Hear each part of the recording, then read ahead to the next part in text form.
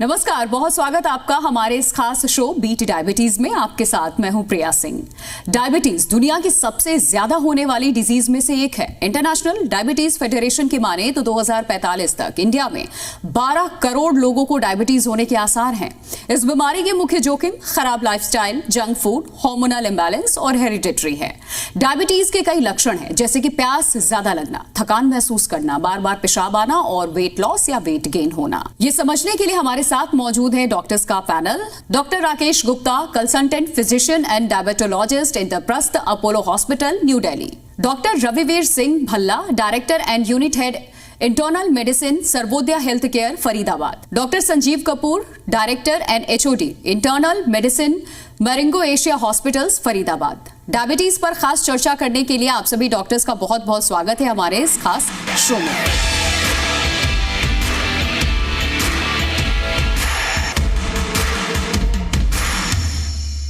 Doctor Rakesh, मेरा सबसे पहला सवाल आपसे है, क्या आप हमें यूथ पर डायबिटीज की शुरुआत के इफेक्ट के बारे में बता सकते हैं, खासकर तब से जब एक सोसाइटी के रूप में हम लंबे समय से इस मिथ पर विश्वास करते रहे हैं कि डायबिटीज बुढ़ापे से संबंधित है और यूथ को ये नहीं होता है। इसका मतलब यह है कि अक्सर यूथ की मेंटालिटी ये एक्सेप्ट करने के लिए तैयार नहीं होती है कि वो एक डायबिटिक है। जब हम डायबिटीज की बात करते हैं तो दो किस्म के डायबिटीज हैं जो हमें देखने को मिलते हैं। एक होते हैं जिसको हम कहते हैं टाइप 2 डायबिटीज, जो कि ज़्यादातर बड़ी उम्र के लोगों में होता है, तकरीबन 35-40 साल के बाद में। और एक होता है टाइप 1 डायबिटीज़, जो बच्चों में अक्सर देखा जाता है और 8 साल, 10 साल, 12 साल के बच्चों में भी देखा जाता है। कोविड के दौरान हमने देखा कि कई यंग लोगों में ये डायबिटीज़ देखने को हमें मिला। और अब ये भी हमें मालूम है कि हिंदुस्तान एक ऐसी जगह है और एशिया एक टिपिकल ऐसी जगह है जहाँ डायबिटीज़ बाहर के देशों के मुकाबले, यूरोप के देशों के मुकाबले या वेस्ट के मुकाबले 10 साल पहले पाया जाता है। तो हमारे यंग एज में डायबिटीज़ होना कोई बड़ी अचरज की बात नहीं है। और कितनी बार हमने देखा है कि एक रेगुलर चेकअप में या पेशेंट्स का जब हम चेकअप कराते हैं उसमें हम देखते हैं कि पेशेंट को अच्छा खासा शुगर होता है। और डायबिटीज़ जो होता है वो ऐसा नहीं कि कोई 2 साल का होता है, 1 साल से होता है। कई बार हमने देखा कि सालों साल से पेशेंट को होता है और पेशेंट को पता भी नहीं होता। तो डायबिटीज़ कोई एज को नहीं छोड़ता, यंग एज में भी होता है, बड़ी उम्र में भी होता है। ये बिल्कुल सोच गलत है कि अब सिर्फ बड़ी उम्र को होता है और हमें यंग एज में नहीं होगा।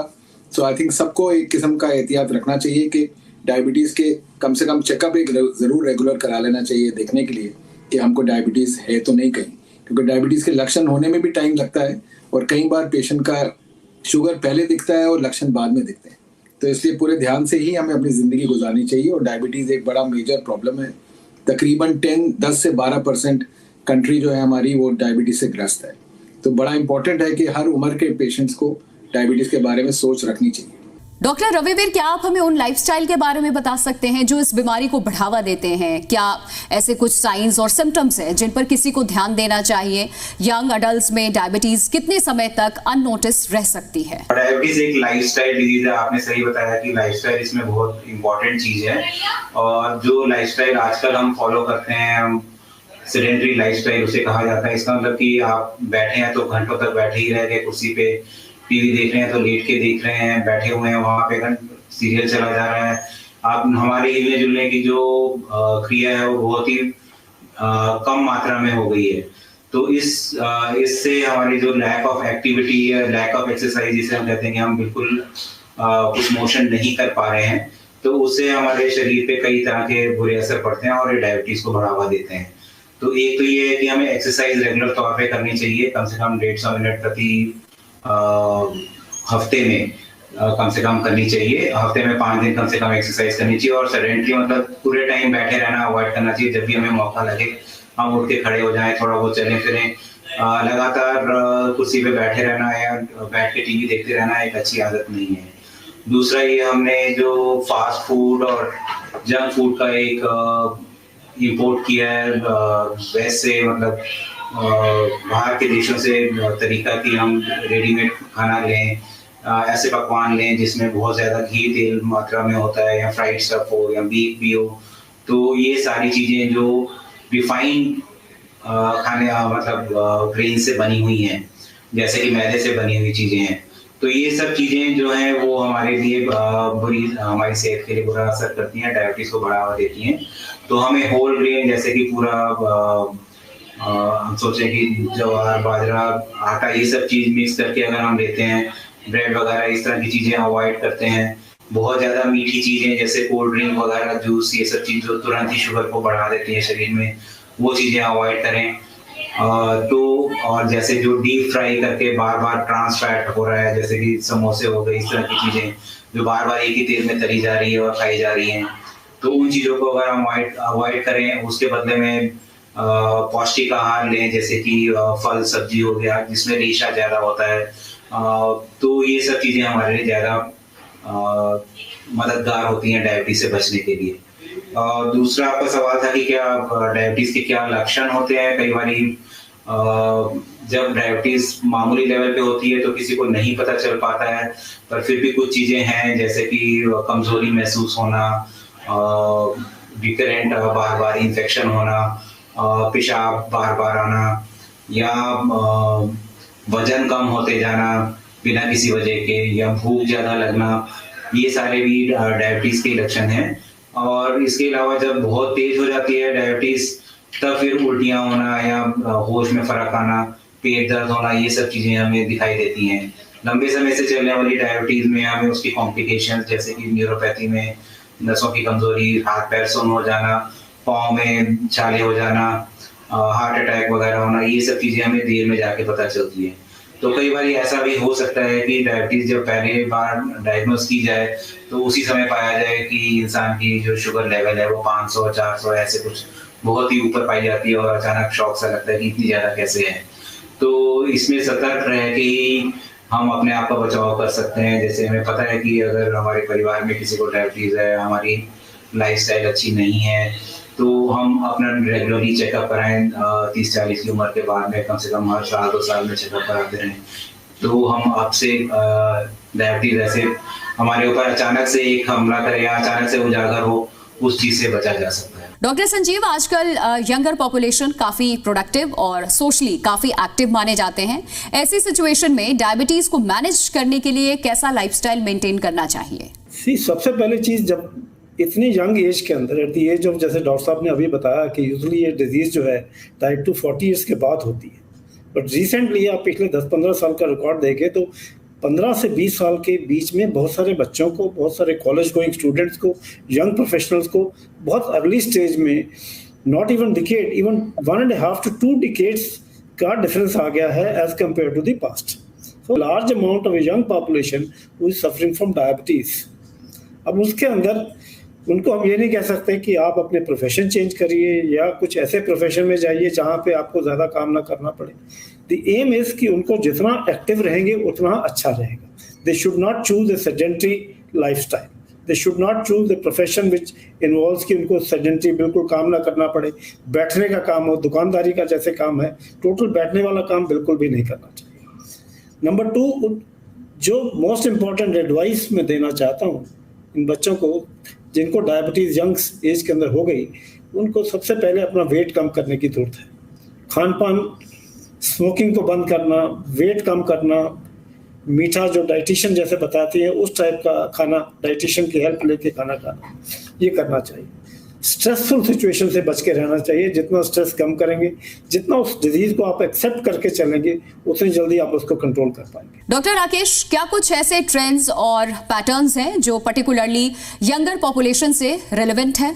डायबिटीज की बात की जाए तो यंग पॉपुलेशन में डायबिटीज के लक्षण वैसे ही होते हैं जैसे अडल्ट्स में होते हैं, जैसे ज़्यादा यूरिन आना, ज़्यादा प्यास लगना, ज़्यादा भूख लगना, और सबसे मेन बात जो हमें देखने को मिलती है आजकल कि यंगर पॉपुलेशन में आजकल ओबेसिटी काफ़ी है और मोटापा काफ़ी है।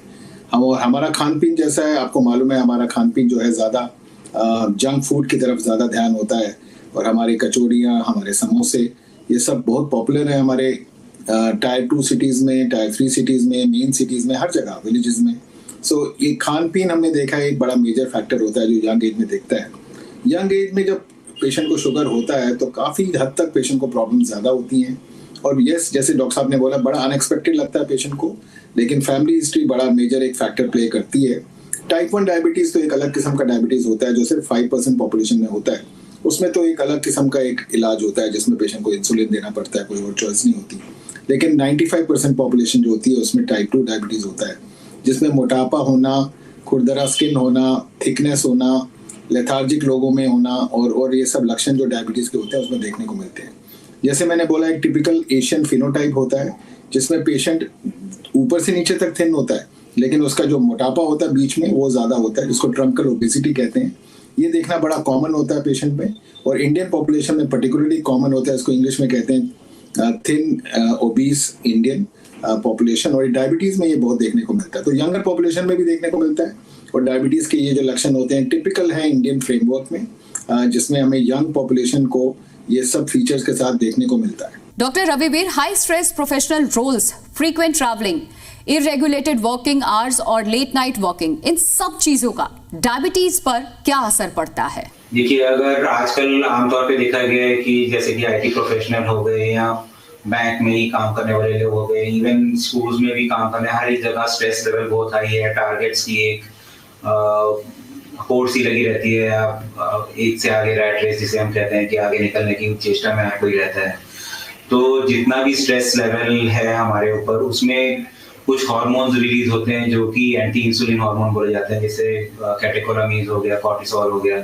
तो ये सारे हमारे शुगर लेवल को बढ़ाते हैं ताकि हम फाइट कर सकें, हम भाग सकें लगातार। तो ये नेचुरली जो स्ट्रेस लेवल है उसको कंट्रोल में रखना चाहिए। हमें कोशिश करनी चाहिए कि हम उतना ही काम लें जितना हम कर सकते हैं। टारगेट्स भी रियलिस्टिक हों, जो मतलब आराम से अचीवेबल हों, जो किए जा सकें। और कभी कभी हम उतना, अगर हमें लगता है कि बहुत ज़्यादा काम है तो हर एक चीज़ के लिए हाँ ना बोलते जाएं। जब मौका लगे तो हम रिफ्यूज़ करें या डेलीगेट भी कर दें रिस्पॉन्सिबिलिटी को। और लेट नाइट्स जो हैं वो भी अच्छी नहीं है सेहत के लिए, क्योंकि ये पाया गया है कि अगर हम नींद पूरी तरीके से नहीं लेते हैं तो भी हमारे अंदर हार्मोनल इम्बैलेंस होता है जो कि डायबिटीज़ को बढ़ावा देता है। ये भी एक रिस्क फैक्टर में आता है। फ्रीक्वेंट अगर हमें आना जाना है तो नेचुरली हम खाना एक तरीके से नहीं ले पाते हैं। कई बार बाहर हम अपनी चॉइस का खाना नहीं ले पाते हैं, हमें मजबूरन कोई ना कोई ऐसी चीज़ें लेनी पड़ती हैं जो कि हम शायद घर पे नहीं लेते। तो ये सारी चीज़ें हमारे डायबिटीज़ के रिस्क को बढ़ाती हैं। हमें कोशिश करनी चाहिए कि हम उन्हीं फूड चॉइसेस, वही खाना हम लें जो सेहतमंद हो, और जो फास्ट फूड या इस तरह की चीज़ें हैं जो जैसे कि मैंने पिछले सवाल में बताया, उन सब चीज़ों को अवॉइड करें। होल ग्रेन्स लें, फल सब्जी ये सब चीज़ ज़्यादा लें, जूस, कोल्ड ड्रिंक या बहुत ज़्यादा अल्कोहल भी डायबिटीज़ के लिए अच्छा नहीं माना जाता, और ना ही स्मोकिंग। ये दोनों चीजें भी डायबिटीज के लिए एक रिस्क फैक्टर में काउंट करती हैं। डॉक्टर संजीव, क्या आप हमें बता सकते हैं कि क्या कोई स्पेसिफिक मेंटल हेल्थ कंसर्न्स हैं जो डायबिटीज को डायग्नोज कर सकती है या डायबिटीज से प्रेरित हो सकती है, और अगर हाँ तो इसको सॉल्व करने के क्या तरीके हैं? इसमें दो चीजें हैं। एक पहला क्वेश्चन तो ये है आपका कि डायबिटीज की वजह से डिप्रेशन, जैसे मैंने पहले आपका जो क्वेश्चन था उसमें पार्टली इसका आंसर दिया है कि जब पता लगता है patient goes through a state of shock and then he goes into a stage of denial, और उसके बाद या तो वो संभल जाता है अगर ट्रीटमेंट करवाता है, अगर नहीं तो मेजॉरिटी ऑफ जितने लोग हैं, यंग पॉपुलेशन है, वो अपनी लाइफ में इतने बिजी होते हैं कि वो इसको इग्नोर कर देते हैं। They neglect the disease till the time जब तक उनको दोबारा कोई ना कोई इसकी कॉम्प्लिकेशन ना हो। 4, 5, 6 साल के अंदर फोड़े निकलने शुरू हो गए, ब्लड शुगर इतना बढ़ गया कि सांस फूल गया, डायबिटिक कीटोएसिडोसिस हो गया, उस स्टेज पे आके वो लोग ध्यान देते हैं। तो बिकॉज डायबिटीज से डिप्रेशन यंग इंडिविजुअल में होता है। यही अगर डायबिटीज 40, 50 साल, 60 साल की उम्र में होती है तो लोग उसको एक्सेप्ट कर लेते हैं कि मेरी फैमिली हिस्ट्री है। पर somebody at the age of student, जो 10वीं 12वीं का स्टूडेंट है या कॉलेज गोइंग स्टूडेंट है, उसको डायबिटीज हो जाए और उसको पता लगे कि उसको ये नहीं खाना, इस चीज़ का ख्याल रखना, इतना वेट कम करना है, तो उसको सारा माइंड का फोकस बिल्कुल चेंज हो जाता है। They tend to go into depression. जो सेकेंड इशू जो मैं कहना चाहता हूँ कि डायबिटीज प्रेसिपिटेट करने में ही डिप्रेशन का बहुत बड़ा रोल है। स्ट्रेस ऑफ डायबिटीज, हम बहुत पेशेंट देखते हैं इस टाइप के, एग्जाम में फेल हो गए, रिजल्ट गंदा आ गया, फाइनेंशियल लॉस हो गया, बच्चा फेल हो गया, इससे माँ बाप को डायबिटीज एकदम प्रेसिपिटेट हो जाती है। सो दोनों तरफ से डायबिटीज होने पे भी डिप्रेशन हो सकती है और डिप्रेस्ड पेशेंट को डायबिटीज डेवलप कर सकते हैं। डॉक्टर राकेश, यंग अडल्ट के लिए डायबिटीज केयर एंड मैनेजमेंट के फाइनेंशियल बर्डन के बारे में बताएं और साथ ही चैलेंजेस को कैसे हैंडल कर सकते हैं। डायबिटीज की स्टोरी सिर्फ डायबिटीज की नहीं। अगर पेशेंट का शुगर कंट्रोल अच्छा नहीं होता तो कई साल बीत जाते हैं, पेशेंट को ऊपर से कोई सिम्टम नहीं होते। लेकिन सबसे मेन प्रॉब्लम जो डायबिटीज के पेशेंट्स में होती है कि आगे जाके कॉम्प्लिकेशंस होने के चांसेस होते हैं, और सब लोग डायबिटीज कॉम्प्लिकेशन से वेल वर्स्ड हैं। आंखों में प्रॉब्लम होना, रेटिनोपैथी होना, हार्ट की प्रॉब्लम होना, किडनी की प्रॉब्लम होना, डायलिसिस पे चले जाना, गैस्ट्रोपैथी जिसमें पेशेंट का हाजमा बहुत खराब होना, कभी कभी कॉन्स्टिपेशन, कभी कभी डायरिया, नर्व्स की प्रॉब्लम होना, नसों में खिंचाव आना, पेशेंट के पेरिफेरल आर्टेरियल डिजीज होना, आर्टरी ब्लॉक होना, ये बड़े कॉमन कॉम्प्लिकेशंस होते हैं जो कुछ वर्षों बाद शुरू हो जाते हैं। तो असली फाइनेंशियल कॉम्प्लिकेशंस तब होते हैं जब पेशेंट को इतनी कॉम्प्लिकेशंस हो जाएं, तो फिर तो पेशेंट की पूरी जिंदगी ऑलमोस्ट कॉम्प्लिकेशंस को सॉल्व करने में लग जाती है। डायबिटीज के लिए of course lifestyle modification, walking, exercise, खान पीन में नियंत्रण रखना, डाइटिशियन से मिलना, ये सब बातें तो हैं, लेकिन साथ में मेडिसिन की भी हेल्प लेनी पड़ती है। फॉर्चुनेटली डायबिटीज की मेडिसिन आजकल बहुत ही बढ़िया हैं, बहुत ही अच्छी क्वालिटी की मेडिसिन हैं और काफ़ी सस्ते दामों में आजकल अवेलेबल हैं। पहले काफ़ी महंगी होती थी और अवेलेबिलिटी भी इतनी अच्छी नहीं थी। तो जब दवाइयाँ हमारे पास इतनी अच्छी हैं, जब हमारे पास सपोर्ट सिस्टम इतने अच्छे हैं, जब हॉस्पिटलों में और नर्सिंग होम में इतना ज़्यादा डायबिटीज़ का इलाज मिल रहा है, तो पेशेंट्स को ज़रूर ये करना चाहिए ताकि आगे जाके उनकी कॉम्प्लिकेशंस ना हो। जितना डायबिटीज़ कंट्रोल आप शुरू में करेंगे, उतने फाइनेंशियल इम्प्लीकेशंस बाद में नहीं होंगे। इतनी महंगी दवाइयाँ डायबिटीज़ की नहीं होती, पर यस, डायबिटीज़ अभी क्रॉनिक डिजीज़ है, अभी तक कोई ऐसा इलाज नहीं निकला कि वो जड़ से खत्म हो जाए, तो दवाइयाँ पेशेंट के लंबे अरसे के लिए चलती हैं। एज ऑफ नाउ तो सिचुएशन ये है, कल क्या हो मालूम नहीं। तो डायबिटीज़ एक मेटाबॉलिक इलनेस है जो किसी भी एज पे जब पेशेंट को हो तो उसको एक्सेप्ट करनी चाहिए। लाइफस्टाइल मॉडिफिकेशन, एक्सरसाइज, वो तो एक करना ही है, लेकिन साथ में जो दवाइयों की मदद लेनी है वो भी लेना ज़रूरी है। एक नज़र कॉम्प्लिकेशन पे भी होनी चाहिए कि कोई कॉम्प्लिकेशन ना हो, ताकि ज़िंदगी एक आराम से गुजरे। और एक नॉर्मल डायबिटीज़ का पेशेंट अगर अच्छे टाइम पे कंट्रोल हो जाए या डॉक्टर के निगाह में आ जाए, तो उसकी जिंदगी पूरी नॉर्मल हो सकती है और पूरी नॉर्मल तरीके से वो जिंदगी गुजार सकता है। डॉक्टर रविवीर, हमारे समाज में कई तरह की लाइफस्टाइल डिजीज है, जिस वजह से कई बार सोसाइटी में एक इंडिविजुअल के प्रति स्टिग्मा बन जाता है। ऐसे में किसी यूथ को डायबिटीज हो जाना उन्हें कितना इफेक्ट करता है, आप कैसे एड्रेस करना चाहेंगे इस सिचुएशन को? देखिए, हमारा समाज जो है वो अभी पूरी तरह से सचेत समाज की गिनती में कहना मुश्किल नहीं कहा जा सकता है। लोगों को डायबिटीज एक बीमारी है, लेकिन ये बीमारी नाइलाज नहीं है। इसमें कई तरह के इलाज संभव हैं और एक डायबिटिक भी स्वस्थ और भरपूर जीवन व्यतीत कर सकता है। ये सोच अभी तक हमारे सारे समाज में नहीं फैली है। हम किसी को कोई भी बीमारी होती है तो तुरंत उसके ऊपर हम सोचना शुरू कर देते हैं कि हाँ, ये तो एक तरीके से अपाहिज है या इसको कुछ समाज में पूरा अपनी क्षमता या से काम करने योग्य या समाज में पूरी तरह से एक्टिव होने योग्य नहीं है। तो इस सोच को सबसे पहले हमसे दूर करना पड़ेगा। हमें ये सोच दूर करने का एक ही तरीका है कि प्रॉपर एजुकेशन हो, समाज में जागरूकता फैले कि हाँ, डायबिटीज बाकी अन्य बीमारियों की तरह भी इलाज होने युक्त है और अगर हम उसको सही तरीके से कंट्रोल करते हैं तो हम स्वस्थ और भरपूर जीवन जो कोई दूसरा आदमी कर रहा है, सारी चीजें डायबिटिक आदमी भी कर सकता है। ये चीज स्पष्ट होनी चाहिए।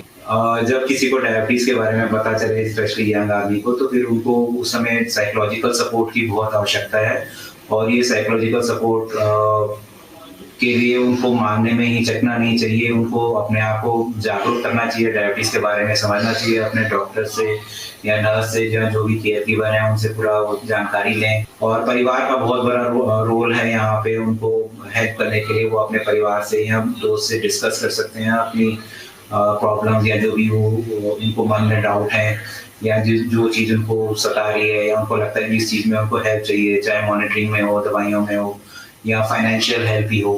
तो एक सपोर्ट ग्रुप नियर निकटतम परिवार का भी होने से उनको सपोर्ट मिलेगी। इससे वो अपनी बीमारी से और बेहतर तरीके से उसको सामना कर पाएंगे। डॉक्टर संजीव, हमने देखा है कि कई बीमारियों को लेकर के सोशल मीडिया में भी कई कम्युनिटीज बन जाती हैं जहां कोई पेशेंट अपनी बात खुल करके रख सकता है। क्या आपको लगता है ऐसी online communities educational institute young generation को डायबिटिक है उसके लिए हेल्पफुल हो सकते हैं? इसमें again the question is yes and no, both ways. I will go to first thing जो आपने कहा कि कम्युनिटीज बन जाती हैं, व्हाट्सएप के ग्रुप बन जाते हैं या उसके ऊपर कोई ना कोई इन्फॉर्मेशन फेसबुक पे आपको मिलती है। तो क्वेश्चन ये है कि क्या वो जो इन्फॉर्मेशन है, is it being given by A qualified person और बाय एनीबॉडी एल्स, जिसका अपने एक्सपीरियंस हिसाब से कोई भी कुछ पोस्ट कर सकता है। बहुत बारी मैंने देखा है कि उसके अंदर सारी इन्फॉर्मेशन ठीक नहीं होती, पर्टिकुलरली डाइट के बारे में, एक्सरसाइज के बारे में। ये बिल्कुल टेलर मेड थेरेपी होनी चाहिए, कौन आदमी कितनी एक्सरसाइज कर सकता है। जबकि आप नेट पे जाओगे तो वो बताएंगे ये एक्सरसाइज कर सकते हैं, बट एक इंडिविजुअल ट्रीटमेंट में जहाँ टेलर मेड ट्रीटमेंट देनी है, कितनी कैलोरीज डाइट लेनी है, कितनी एक्सरसाइज करनी है, क्या आपकी बेसिक अंडरलाइन कंडीशन है। मान लो किसी को हार्ट की तकलीफ है, उसको कहें कि आपको वेट उठाने हैं, किसका वेट कितना, कितनी स्पीड पे उसको वेट कम करना है और कब तक करना है। ये सारी चीज़ें आई थिंक एक डॉक्टर पर्सनल इंटरेक्शन से ज़्यादा आई थिंक बेटर एक्सप्लेन हो सकती है। मैं यही चाहता हूँ कि यूजुअली जब ऐसी प्रॉब्लम किसी पेशेंट को आए, these things should be explained in a diabetic clinic in an institution. उसके अंदर आप डॉक्टर अपनी एडवाइस देगा, डाइटिशियन अपनी एडवाइस देगी, फिजियोथेरेपिस्ट है जो उसको असेस कर सकते हैं। उसकी कोई कोमॉर्बिडिटीज है, मान लीजिए किसी को हार्ट की तकलीफ है, किसी को किडनी, किसी को आई का असेसमेंट होना है। ये सारी चीज़ें अंडर वन रूफ होनी चाहिए, रेदर देन पेशेंट अपने आप कभी भी किसी मौके पे कोई भी साइट खोल के उसको फॉलो करना शुरू कर दे। सिमिलरली आप देखेंगे कि अगर नेट पे जाएंगे, इंटरनेट पे या व्हाट्सएप पे, हर तरह की पैथी, होम्योपैथी, यूनानी, और जिन लोगों का कोई पैथी नहीं है वो भी अपनी एडवाइस देने से नहीं चूकते, बिकॉज उसके अंदर कोई मनाही नहीं है कि आप क्या बोल सकते हो, क्या लिख सकते हो, उसके ऊपर कोई चेक नहीं है। And majority of time these information may not be correct in the context of that particular patient, कि उसको कितना वेट कम करना है, किस स्पीड से कम करना है, कितने कैलोरीज डाइट लेनी है, क्या खा सकता है, क्या नहीं खा सकता। So everything which is written in the book or on a page in the internet cannot be straightway applied to the whole of the population. So I am not very much favor of, yes, you may get some information, हाँ उसको भी है, उसने ये किया है, उसने ये किया है, but final advice it should be through the doctors or to the qualified medical team should be one to take care of the patient. Diabetes पर खास चर्चा के लिए आप सभी डॉक्टर्स का बहुत बहुत शुक्रिया। हर बीमारी के इलाज की शुरुआत सही जानकारी से ही होती है। प्री डायबिटीज से जुड़ी कई अहम जानकारियां आपने हमारे दर्शकों को दी। उम्मीद है आप सभी डॉक्टर्स के बताए इन लक्षणों को पहचानेंगे और अपना ख्याल रखेंगे ताकि प्री डायबिटीज से बचा जा सके। इस खास शो में जुड़ने के लिए बहुत बहुत शुक्रिया।